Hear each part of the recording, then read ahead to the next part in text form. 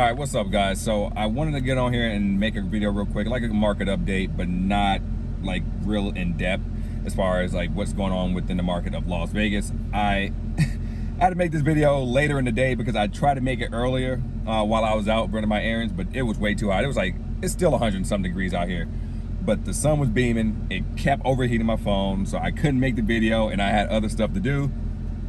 This will have to work for right now. So hopefully, you know, my phone doesn't overheat again and this all goes through. But I just want to make a video because every Wednesday, I typically make phone calls with my clients, you know, whether they're buying, they're selling. Majority of them are sellers, and that's what I base my business around. I mainly deal with sellers. That's kind of where I want to go with building my business. But I do take on some buyers, right? But the conversation that we're having right now is that people are very reluctant to accept where the market has changed, right? They're not adapting to the current market. As you all know, beginning of the year, early last year, right? Maybe around November, December, or late last year, I'm sorry, November, December, home prices start to skyrocket. I mean, we were seeing about a almost 15% increase in prices just within those 6 months. And people were thinking that it was that disbelief. People didn't realize that, oh my God, the market is shooting up this much. It's going up so fast that there has to be more. There's more juice to squeeze, you know, out of this market.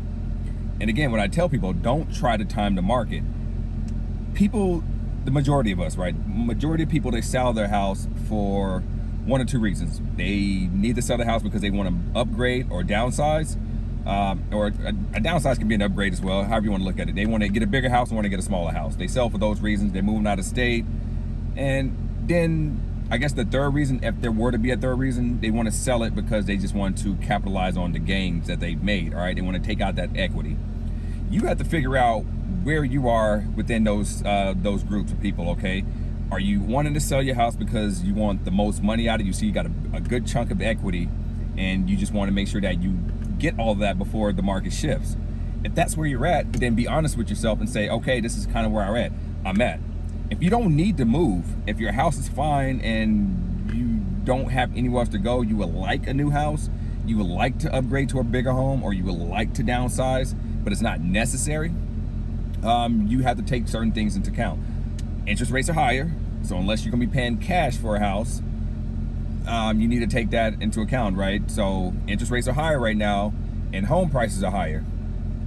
Home prices are coming down just a little bit, but if you do sell your house, just know that you're more than likely you're not going to get that same amount of house for the same price. Okay, you're gonna either spend a lot more or you're roughly be around the same, or you're gonna be putting down a little more down payment.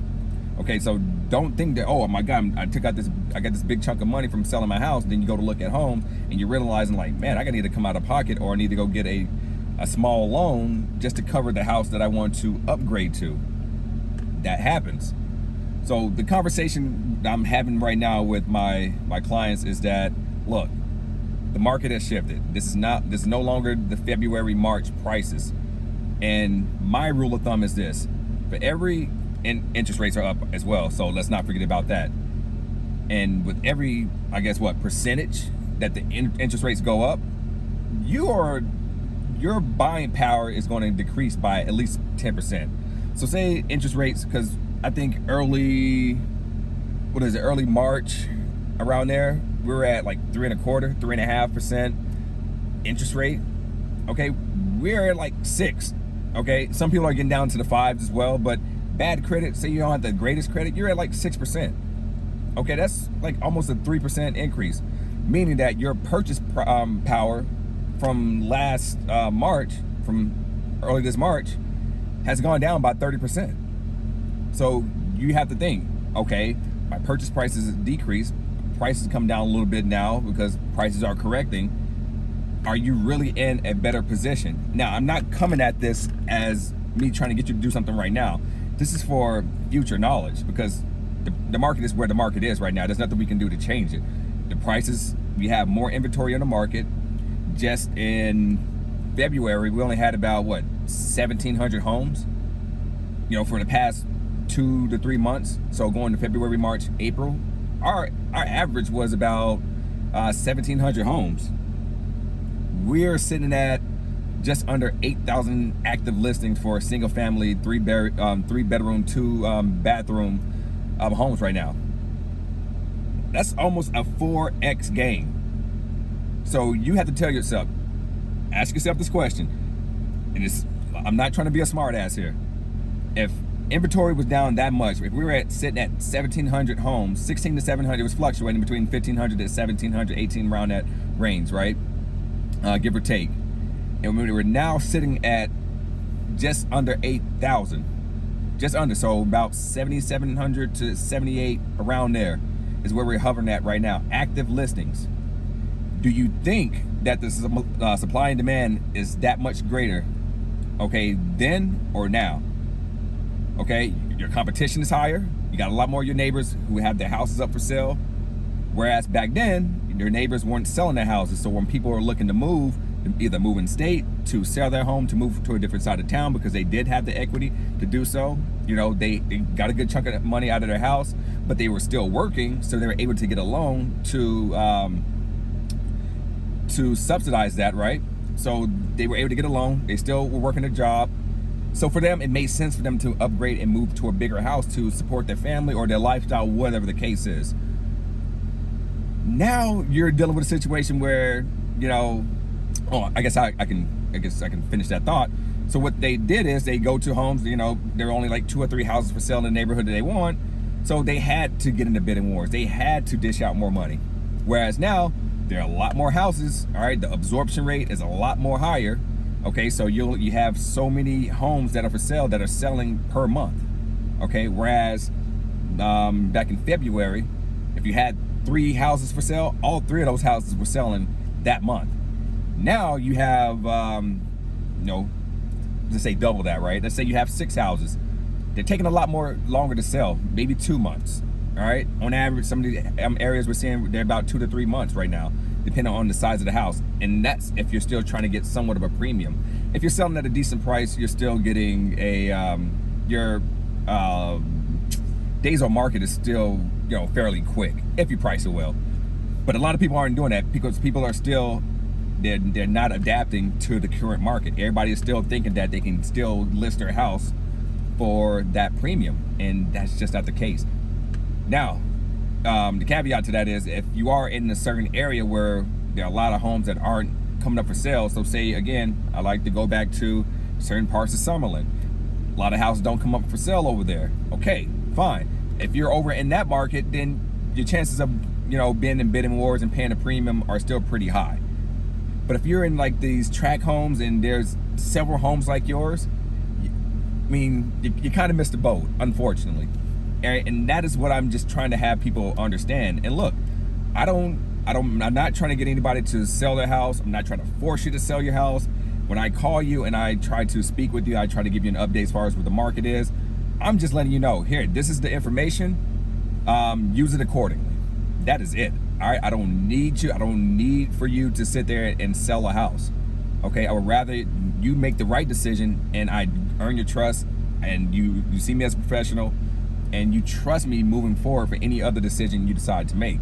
All right, because I don't want to be, I'm not selfish, I'm not greedy. I don't need to be like, oh yeah, sell, it's a good time to sell. You get into a bad deal and now, you know, the ties change and you realize that, you know what, I'm in a bad deal. This home has depreciated so much because the real value of this was, you know, about 20% less than what I bought it for.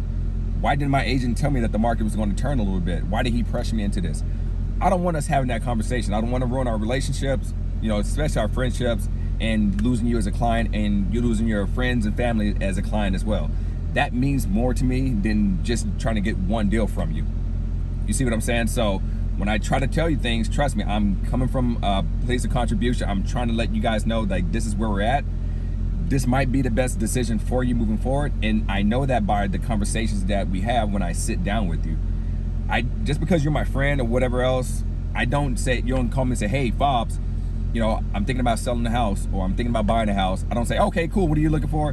Bam, bam, bam. I send you all these MLS listings and then, you know, or get you pre-approved and get you send you a bunch of MLS listings, and then we go look at stuff. No, I'm going to sit you down. We're going to have a consultation. I'm going to explain to you where the market is, average, home prices, where your budget is, where you want to be, what are your long-term goals for this house. We need to figure out everything, because if it doesn't match, it doesn't align where you're trying to be as far as in your goals, then we're not going to do it, okay? Now, if you tell me like, no, man, look, I want to do this. This is where I need to be. I don't care about nothing. I don't care about none of that. Just get me into a house. I'm going to at least let you know, hey, I'm going to give you my opinion. But again, at the end of the day, I'm only here to help and do what's best for you, okay? I consult, I help, and I use my experience as a realtor, right, to help you make that decision. And if you decide that, hey, Bobs, look, I understand where you're coming from. I hear that, but I'm over here right now. I just need to get this done. Then as long as we're on the same page, at least you know that down the road you can't sit there and blame me, because I'm gonna play the tape back, okay? And I'm like, hey, you remember this conversation? don't even start me. So that's it, man. So I'm just want to let you guys know the kind of conversations that I'm having with clients right now, and kind of what we're talking about and trying to discuss and trying to get them to understand where we're at in the market. Again, don't let any agent try to pressure you into buying a home. Make sure that what you're trying to do aligns with your goals. And if selling or buying a house right now isn't in your best interest, don't let anyone pressure you into doing it, okay? Make sure it makes sense for you. And if it doesn't make sense, don't do it, okay? Doesn't matter. Don't matter who feelings you hurt. If they get all butt hurt and upset because they don't make a commission, don't make money off of you, then that's someone you don't need to be dealing with anyway, okay? I don't care if we make money or whatever. As long as I'm able to help you and you're able to get what you need out of this deal, out of this relationship, I'm happy. That is all that matters, because trust me, there's a ton of business out here, and there's plenty of people out here who's willing to do something right now, and they understand the risks of what they're getting themselves into, okay? As long as you know what you're getting into, I'm fine, okay? But I'm definitely gonna be vocal. I'm gonna let you understand kind of where you're getting yourself into and the pros and cons of your decision, and then you go from there, and you make that. I will always put the decision on you. I would never make it for you, all right? And I would never try to guilt trip you and pressure you into doing something, okay? Because at the end of the day, it's your money, and it's a house that you're gonna have to live with, for a good amount of time, unless you decide to, just take a hit on it and move elsewhere. All right, that is it. I'll talk to you guys soon. You guys already know, if you have any questions, you have my phone number at 702-771-2899. You guys can text me, call me, email me. My email will be in the link. It's too long for me to spell out, so I'm not even gonna put that in here, but email me, call, text, whatever, any questions that you have about the market. Look, if you have referrals, anyone who's trying to move, anyone that you're kind of on the fence, you don't know, you don't need to buy or sell something to get in contact with me. I really don't care. If you got questions, I'm all there for you, okay? Your friends, family members, if they got questions, they need someone they can trust, hit me up.